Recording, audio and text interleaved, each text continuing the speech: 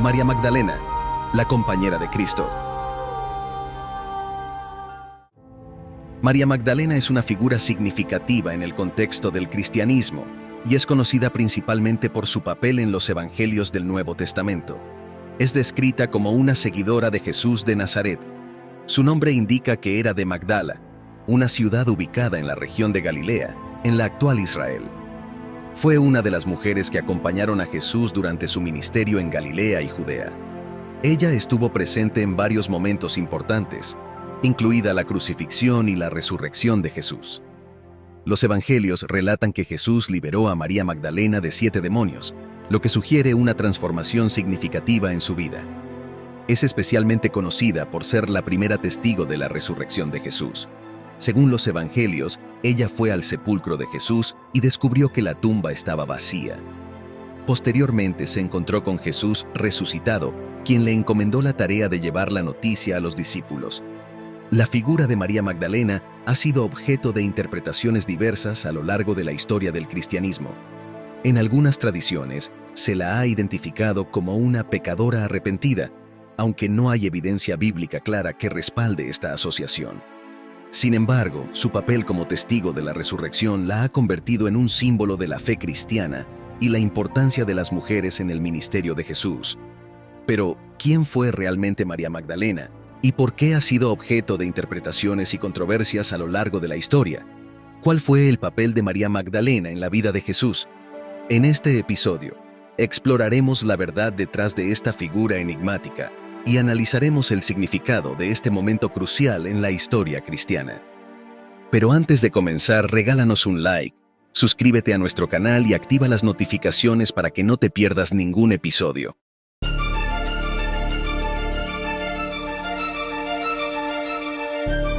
Secretos del pasado, la historia. Número 1. El profundo respeto que Jesús sentía por las mujeres. Jesús de Nazaret ha sido considerado como el rabino judío más respetuoso y cercano a las mujeres, especialmente desde mediados del siglo XX, gracias a una interpretación feminista de los evangelios, en particular el de Lucas. Se destaca su trato amoroso hacia las mujeres, como su acogida compasiva hacia la pecadora que unge sus pies en un banquete, su perdón a la esposa adúltera, sus actos de sanación hacia mujeres, y su amistad especial con Marta y María, hermanas de Lázaro, a quien resucitó.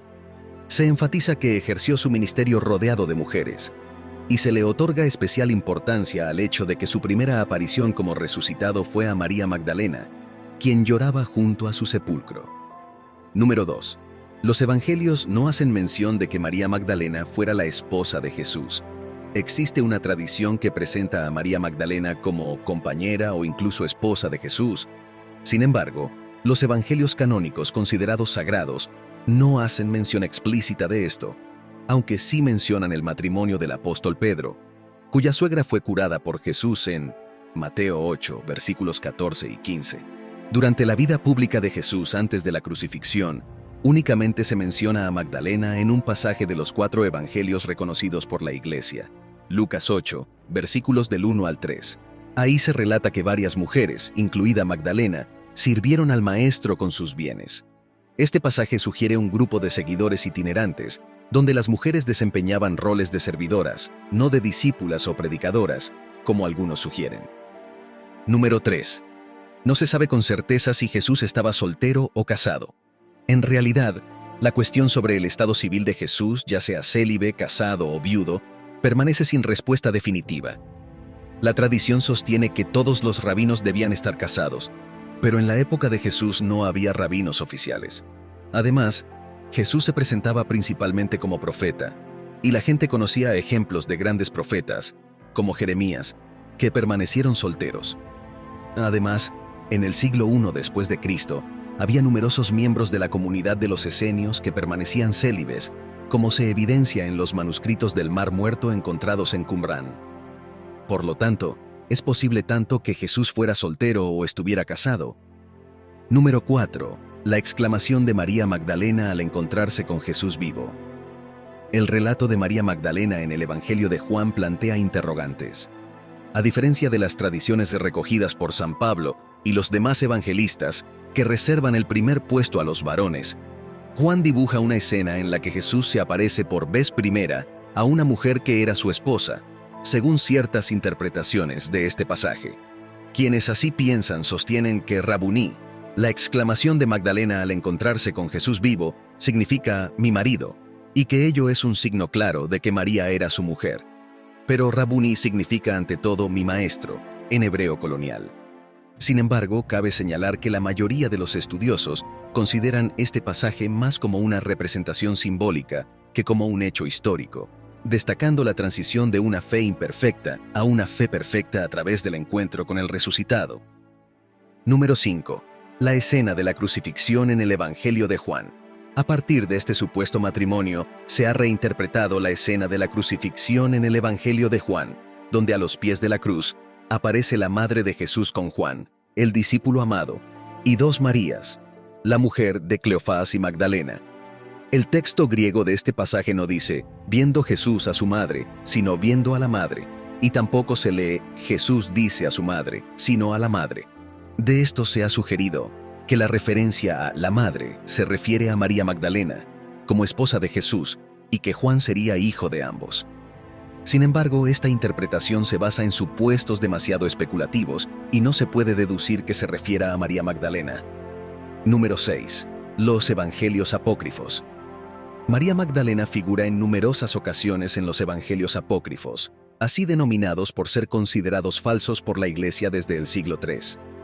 Su presencia es particularmente notable en los Evangelios gnósticos, cuya religiosidad se basa en una revelación divina reservada a unos pocos. En textos como el Evangelio de Tomás, la sabiduría de Jesucristo, el diálogo del Salvador y Pistis Sofía, Magdalena es descrita como la discípula perfecta. Sin embargo, dos evangelios gnósticos, el Evangelio de María y el Evangelio de Felipe, sugieren de manera más evidente que Magdalena podría haber sido la compañera o esposa del Redentor. Estos evangelios fueron escritos en griego entre los años 150 y 250 después de Cristo y solo se han conservado en lengua copta. Número 7. Los pasajes del Evangelio de María. Los pasajes del Evangelio de María son objeto de debate. En uno de ellos, Pedro confiesa: María, nuestra hermana, sabemos que el Salvador te amaba más que a las demás mujeres. Sin embargo, en copto, el verbo amar puede tener múltiples significados, sin necesariamente implicar una relación sexual entre Magdalena y Jesús. La interpretación de este término depende del contexto, el cual no respalda una interpretación erótica de las palabras citadas. El autor parece entender que este amor implica recibir visiones con enseñanzas espirituales del Redentor. Número 8. El Evangelio de Felipe. El Evangelio de Felipe es uno de los apócrifos más explícitos respecto al afecto entre Magdalena y Jesús. Un pasaje relevante declara: 3 mujeres caminaban siempre con el Señor: María, su madre, la hermana de esta, y Magdalena, llamada su compañera. Así pues, María es su hermana, su madre y su compañera. El término utilizado para compañera es jotre en copto, que puede referirse tanto a una unión sexual como a un simple acompañante o consorte espiritual.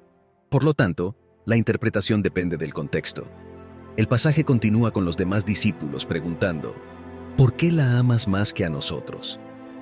Jesús responde: ¿por qué no os amo a vosotros como a ella? Esto sugiere que los discípulos están menos avanzados en el conocimiento salvador que Magdalena, lo que implica que Jesús los ama menos. Jesús desafía a los discípulos varones a alcanzar un conocimiento similar al de María. Hasta que lo logren, Él no los amará tanto como a su discípula preferida. El Evangelio de Felipe enfatiza que Magdalena es la discípula perfecta de Jesús, no su esposa. Número 9. María Magdalena como la discípula perfecta y no como su esposa. Para comprenderlo mejor, podemos comparar este pasaje con el Evangelio canónico de Marcos, capítulo 3, versículos 31 al 35, donde Jesús muestra reticencia hacia su familia. Jesús responde: ¿quién es mi madre y mis hermanos? Quien hiciere la voluntad de Dios, ese es mi hermano, mi hermana y mi madre. Esto sugiere una asociación espiritual con Jesús a través de la fe en su doctrina. María es compañera de Jesús, en el mismo sentido que es hermana y madre, es decir, posee un íntimo vínculo espiritual con Él. Por lo tanto, el Evangelio de Felipe subraya que Magdalena es la discípula perfecta de Jesús, no su esposa. Número 10. El beso santo. En otro pasaje aparentemente claro se menciona: la compañera del Salvador es María Magdalena. Él la amaba más que a todos los discípulos y la besaba frecuentemente en la boca. Para nosotros, besar en la boca sugiere una posible relación sexual. Sin embargo, para los gnósticos, esto tenía un significado diferente. En el segundo Apocalipsis de Santiago, el personaje habla: Jesús me besó en la boca y me abrazó diciendo: Amado mío, he aquí que voy a revelarte cosas que los cielos no han conocido.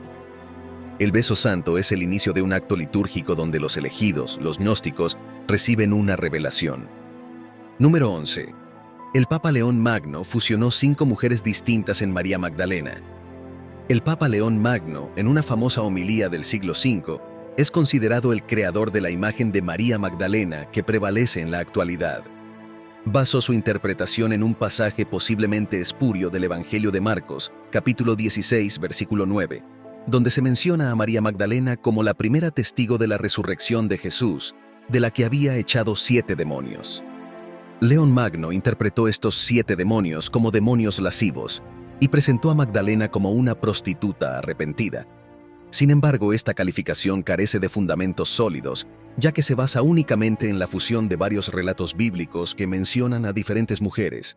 Así, León Magno combinó a María Magdalena con una pecadora anónima mencionada en Lucas 7 del 36 al 50, con una mujer adúltera no nombrada a la que Jesús perdona en Juan 8 del 2 al 11, con María, hermana de Lázaro, quien unge los pies de Jesús en Juan 11, y con otra mujer anónima que unge a Jesús antes de su muerte en Marcos 14, del 3 al 9. De esta manera fusionó a 5 mujeres diferentes en una sola figura, atribuyéndole la identidad de prostituta, un término que no aparece en el texto bíblico original. ¿Fue intencional la mezcla para alterar la imagen de María Magdalena y silenciar una relación especial con Jesús? Es posible, pero carecemos de pruebas concretas de una censura explícita del texto evangélico, con el propósito de suprimir el rol prominente de Magdalena. Además, ni en los evangelios apócrifos ni en los canónicos se encuentra evidencia de que María Magdalena fuera la esposa de Jesús. La figura de María Magdalena es una de las más enigmáticas y controvertidas de la historia cristiana. A lo largo de los siglos, su imagen ha sido moldeada por interpretaciones diversas, desde la pecadora arrepentida hasta la discípula más cercana a Jesús. Sin embargo, las evidencias históricas son escasas y fragmentarias, dejando su verdadera identidad envuelta en misterio y especulación. Su legado continúa intrigando y suscita debates apasionados sobre su papel en los primeros años del cristianismo. Gracias por acompañarnos. Hasta la próxima.